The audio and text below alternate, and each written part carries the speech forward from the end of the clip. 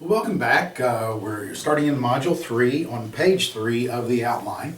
And if you have not downloaded the outline, be sure to do that, okay? The link is right there on the Series 6 website page. Download it. Again, I suggest that you actually save it and take it down to an office supply place. Have it bound. It costs like $15 or so to have it bound with some covers. And if you have it duplex, then what's going to happen is that you're going to have notes on the outside. So really recommend that you do that because there are going to be a lot of notes that you'll want to take as we go through the material. So we're going to transition over now to equity securities, and common stock is where we're going to start. And to nobody's surprise, we start out with definitions. Okay? You've just got to know those terms. So basically, here's what happens.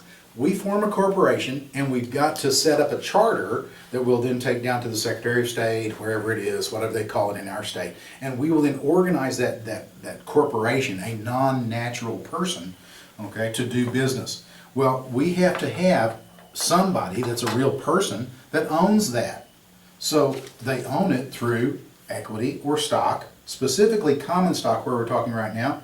We have to tell the Secretary of State how many of those shares that we can issue.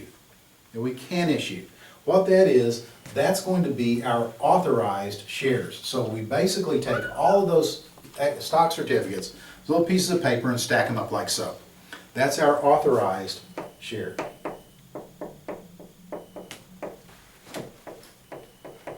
The whole thing. Okay. But the thing is that we talked about the exchange and the fingerprint.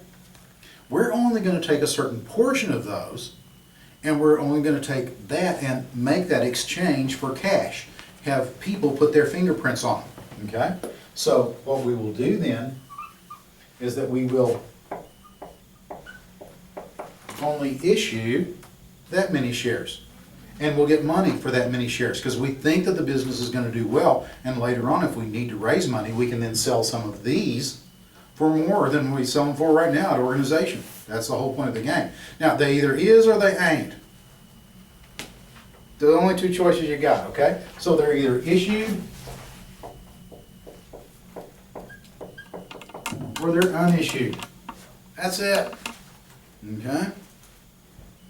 So issued plus unissued, that's going to equal the authorized.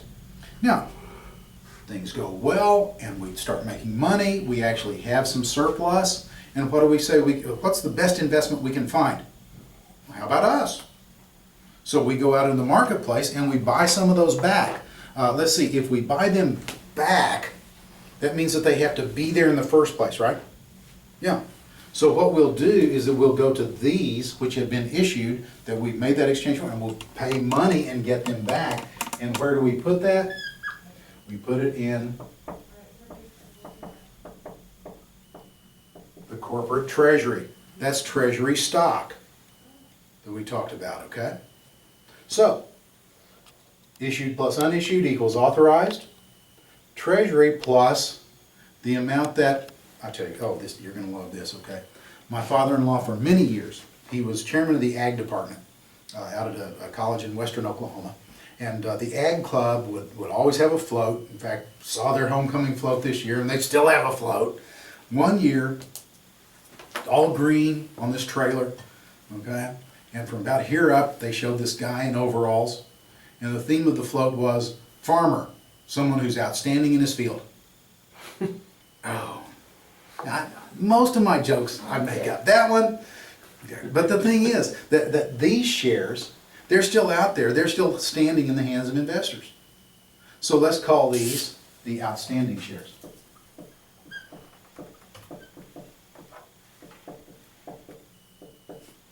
Okay. So the issued shares are comprised of the treasury plus the outstanding shares.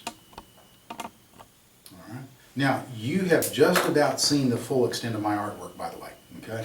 I also draw circles and arrows and dollar signs. Stick people. Okay. But the thing about it is that sometimes in the testing center, just doing something like this on your scratch paper, okay, and you, by the way, you will have the ability to write down some notes before you start your time. As long as it's reasonable, Just take all the time you need. You're entitled to it. I heard one story about somebody who took 45 minutes to write notes before they started. If you can write 45 minutes worth of notes, you don't need 45 minutes worth of notes, okay? So just the things that you think are going to be the most helpful, just go ahead and take the time. You've earned it. You paid for the test. And part of that is the ability to write those notes. So anyway, there's our treasury, outstanding shares. And then in registered form, just like with registered bonds, it has the owner's name on it. Now, unlike bonds, which used to be bearer form, equity never was bearer form, because you have to know who the owner is. You have to know who the corporation is. So there is no such thing as a bearer stock. They've always been registered. However, book entry is really coming into vogue because book entry is a virtual certificate. Okay. Now, make sure, in fact, the one thing that I would do along those lines is to make sure that I know what is the opposite of which. So basically what you've got is that you have bearer is the opposite of registered.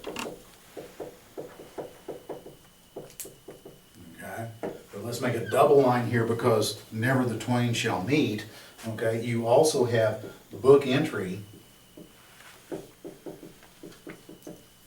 and the opposite of that is, I don't know if it's a word or not, I'm going to say that it is, certificated. You actually have a physical piece of paper here, you don't over there. Okay, so make sure that you remember those, because sometimes they'll try to pit registered against book entry.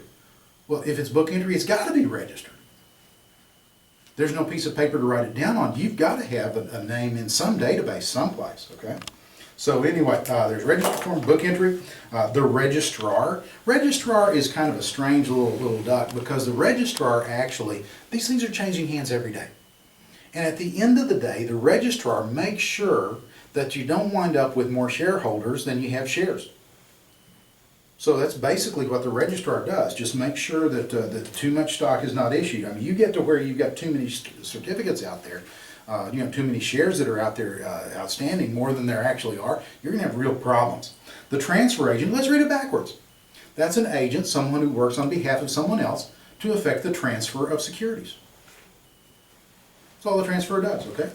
Keeps records of owners, erases this owner's name, puts that owner's name on the list, and then usually serves as a dividend-paying agent and a proxy agent. A proxy is basically just an absentee ballot. And you have to either go to the meeting or vote a proxy or just not vote, okay? But it's good to vote. We'll talk about what you vote on in a little bit. But basically it serves as that. And it makes sense that the transfer agent would do that because the transfer agent, in maintaining the records of the individuals and companies that own that, the actual owners, they're going to have names and addresses. So they're going to know where to send the stuff to. All right? Now, not so much important on stocks as it is going to be on investment companies when we get there. All right, so anyway, the par value on common stock is something that's arbitrarily set. Sometimes you even have no par value. It's really meaningless unless you're an accountant, and this is not the accounting test, okay? They usually keep it low to keep the initial filing fees down. So that's, like I say, it's got it sometimes, most of the time, but you do have no par common. The book value is the theoretical breakup value of the company. What you do is you take all the assets, well, you got some intangibles in there, goodwill, whatever, you throw that out, okay? So anyway, you just throw it away. You take everything that's there and you liquidate it at what you're carrying it for on the books. You take that stack of theoretical dollar bills, you start at the top, and you pay off the bills, you pay off the debt, you pay off the preferred, and then you take whatever's left over and divide it up among the common shareholders. That's the book value. In the stock or the corporate world, it's really a little bit on the meaningless side unless you're talking about financial companies. Banks will trade as a function of their book value, okay? Insurance companies sometimes as a function of their book value. Where it becomes important is in a situation where we can actually do that. Let's say that all of our assets are stocks or all of our assets are bonds. Can we sell stocks? Sell bonds? Know how much money we're going to get? Yeah, just check the machine. You got computer programs, man, they'll slam it out in 12 seconds or less. Probably closer to a half a second. This is how much you got. So let's sell it all. Boom, there we go. Now we got a stack of real dollar bills. There's no intangibles, because that's the only thing we own. Okay. Let's pay all of our expenses. Don't have any bonds. So all we have to do is take whatever's left over, divide it up among the... That's the book value of an investment company. That's net asset value. Okay. So it's the same concept, just has a different term. All right, so anyway, there's the book value, and the market value, of course, the price that the stock trades for in the open market. Supply and demand is going to drive that. Supply and demand. All right, a lot of other things that can, what caused the market to go up today? Well, there's this in the Mideast, and there was this on the Federal Reserve. More buyers than sellers. That's what caused it to go up. Now, there are certain things that motivated them, yeah, but in the final analysis, supply and demand. All right, so the rights of common shareholders, over on page 4, we have the right to vote for certain things. We get to vote for the board of directors. Okay. We get to vote for other corporate issues, major corporate issues, particularly if they would result in dilution. Dilution means watering down. Okay? And so I own a certain percentage of the company. If the company decides that they're going to change their charter to where they have more shares authorized, guess what? I've got the same slice of a bigger pie. I'm going to get watered down. I get to vote on that. Okay, so the right to inspect books and records. Now, that doesn't mean we can go to the corporate headquarters, knock on the door and say, hey, can I go to the controller's office? I want to look through that file cabinet over there. No, no, no. We'll get 10Ks, 10Qs. We'll talk about those later on. But things that are filed with the SEC, we'll get annual reports, quarterly reports. They're going to be make news releases, what have you. But we have the right to inspect those books and records. In 1934, that was huge. Okay, now we're used to it. But like I said, it was a huge deal back in 1934. Let's see, then the right to transfer ownership, and we have two terms here, okay? Negotiable and non-negotiable. Negotiable and non-negotiable. Equity securities are negotiable, generally speaking, okay? In fact, I don't know of an exception to that. But the thing is that let's take some words and let's substitute terms, okay?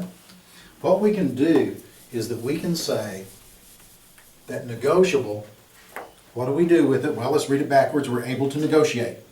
So we'll go out in the marketplace and we'll negotiate a price that's a good, fair price for a transfer.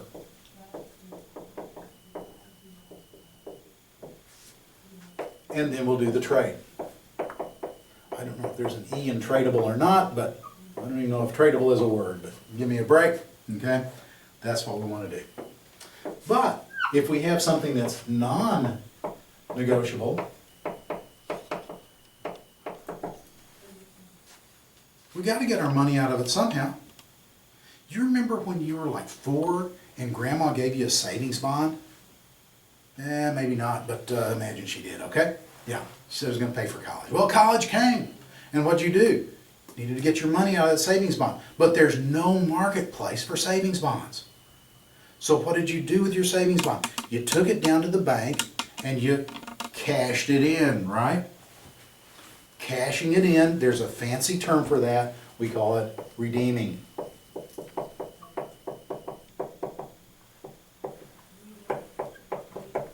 So negotiable matches up with transferable. Non-negotiable matches up with redeemable. Because you got to get your money out of it somehow. Now, tell you what. Let's do double duty on this, okay? And let's look ahead, because we're going to sometime be talking about open-end and closed-end investment companies. Open-end funds over here, they trade on the New York Stock Exchange or over the counter, American Stock Exchange, wherever, okay? So they are negotiable. But closed-end funds or mutual funds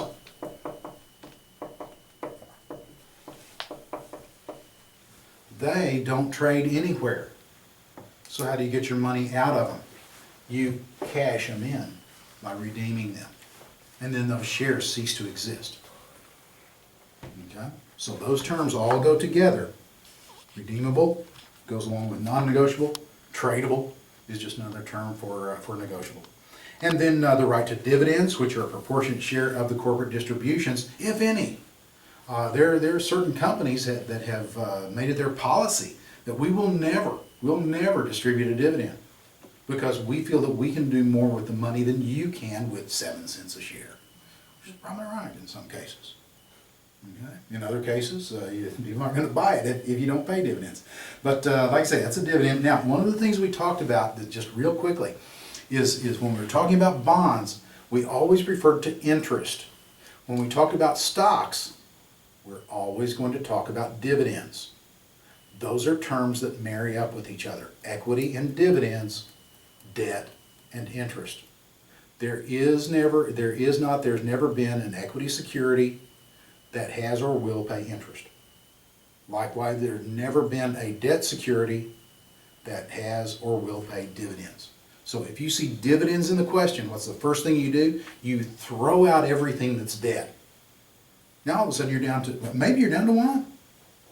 Pick it. Okay. If you're down to 2, then look for other terms up in the question that'll lead you the right direction. And then the right to corporate assets upon dissolution or bankruptcy. If there's anything left over, we get that residual assets. The object of the game is for the company to build that residue, that gooey stuff in the bottom of the barrel. And if the residue is, I'll take it, because the residue is green and in the shape of dollar bills. So like I say, that's the whole object of the game. If they don't have anything, we're not going to get anything. And then limited liability. The most that we can lose is what we put in it. All right, so anyway, let's go ahead and look at voting. Statutory voting and cumulative voting. Statutory reads according to the statutes or according to the law. It's just like an election. The thing is, you're one voter. If there are 7 races, you've got 7 votes. But you've got to split them up. 1 vote for this office, 1 vote for that office, 1 vote for the next. That's statutory voting. Cumulative voting, basically you can vote them any way you want. And you're likely to see 1 question on that. So cumulative sounds a lot like accumulate. Yeah, if I want 1 guy to get in, or 1 gal, okay, what I'll do, I'll accumulate all my votes and cast all 7 votes for that 1 person. I can do that if the company offers cumulative voting. All right, back before Motorola got bought out, split itself up and then half of it got bought out, one of the major shareholders wanted to get representation on the board. Tough to do because they had statutory voting. If they had had cumulative voting, he and everybody with him who was on his side would have accumulated their votes and cast them for the 1 nominee that they had. The guy would have gone on. So cumulative voting favors minority shareholders. It doesn't give any more votes. Okay, it just favors the minority shareholders because of the way that they can cast their votes. All right, so let's go ahead and real quickly go to preferred stock, and I think we can probably get through this one with this module and be finished up on equity securities. Preferred stock is preferred in that it has a prior claim to assets and to dividends. So if the company goes under, preferred shareholders have to be satisfied before the equity shareholders get anything. If push comes to shove, we've only got so much money to go around for dividends. Who are we going to pay? The people in the preferential position. You're getting that preferential position. What do you give up? You give up the chance to participate in the growth of the company. So it's a fixed dividend with a par value, and assume $100. In the real world, there are a lot of $25, some $50 par value. But for test purposes, assume $100 times the dividend rate. That's going to be the annual dividend. Dividends pay 4 times a year. Yes, there are exceptions in the real world. Don't worry about them. Okay. And then the quarterly or semi-annual payment, but like I say, assume quarterly unless it says otherwise. And then the pricing, because of the fact that it's a fixed income security, because of that fixed dividend, that's the only reason you buy a preferred stock is for income. You don't get the growth. Okay? Then it's going to vary with interest rates. So you see pricing and preferred stock. Think bond market. Interest rates go up, preferred stock prices go down and vice versa. Okay? The only thing that's really relevant to preferreds though is the current yield. There is no maturity on stock. So you just have the current yield. And then the features we have cumulative. Basically, you're likely to see one question on this, okay? And so what you've got is that you've got a situation where you've got, I'm gonna make it easy on myself here, you've got a 10% cumulative preferred. The way that it'll be structured is that last year, this year, next year. And it's gonna just say in terms of years, okay? Last year they paid on the preferred and the common, they paid nothing, okay? If they paid nothing over here, they can pay nothing over there. This year, they paid 4%. Well, it's not 10. Common stocks don't get anything. Next year, they want to pay something, anything, to the common shareholders. What do they have to do over here? Well, what they have to do is to look for the dividends that are in arrears. So here, since it's a 10% cumulative, there's 10%. 4%, they're still 6% short. That's going to be one of the answer choices. It's wrong. Because they've still got to pay that current dividend. So plus 10, they've got to pay 26%. Okay? Now, what about this situation? Okay? Where you have a 10% preferred. You're still okay here, you're still okay here. If you want to do this though, and you have a non-cumulative preferred, then all they have to do is to pay the current dividend in full. Read your question carefully. Always read your question carefully. Okay? Callable, just like a bond, it can be called in for redemption at $100 par. Okay? Convertible, it can be converted for common. You can have convertible preferreds, you can have convertible bonds. You're very likely to have one question. Here's what you do if you have a convertible bond question, okay, is that you set up a little three-heading table. You go the bond or the preferred, whichever it is, okay? Remember that bonds are $1,000 par value, $100 on preferreds. They'll have to give you it on the preferred just in case. But I say if they don't, just assume those, okay? Then you'll have the conversion rate, and then you have the conversion or market price. So let's just use a bond real quick, okay? Because it's going to be the same thing either way. You take that first line and you say, how was this thing set up? Well, it was set up at par. I'm going to use a bond. It's the same. Just drop a 0 for preferreds. It's going to be exactly the same thing. And they'll have to give you one of these in the question. So let's say they say it has a conversion price of $25. Okay. Now, this equals this times this. So if you got $1,000 here, 25 over there, the only way to get from point A to point B, that's a $40 or a 40 share rather conversion rate. Once you get that figure in the middle, you just peg it all the way down, okay?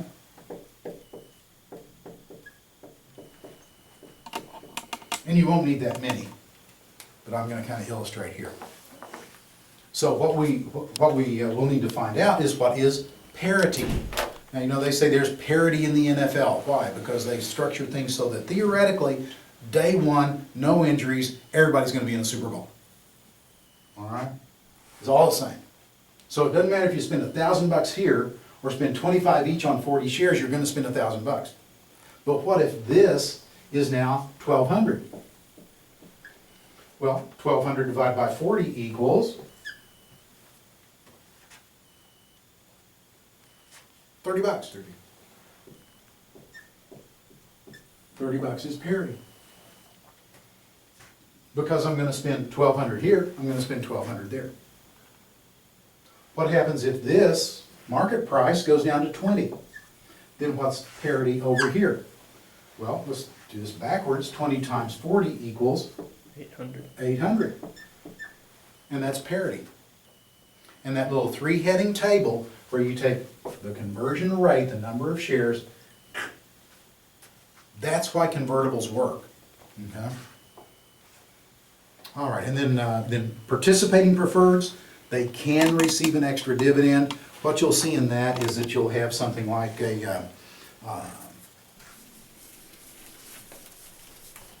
you'll have something like an XYZ 2%, 4% preferred. This is what's required in order to pay dividends to the common shareholders. This is what they can do if they want to. Different circumstances under which they will. Way too detailed for the Series 6. And then a reset preferred, your dividend rate resets. So it's a floating rate. The thing is that if you've got a situation like this, where interest rates go up, then prices are going to go down. But what happens? We look at it the next quarter, and your interest rate goes up with it. Or if interest rates go down, your interest rate goes down with it. You're going to stay very close to par. Very little price movement on reset or adjustable rate preferreds. Okay. So there's our equities, and tell you what, we'll go ahead and wrap it up here. Come back for Module 4, talk about some other debt securities, some government securities, what have you. And so we'll see you in just a little bit.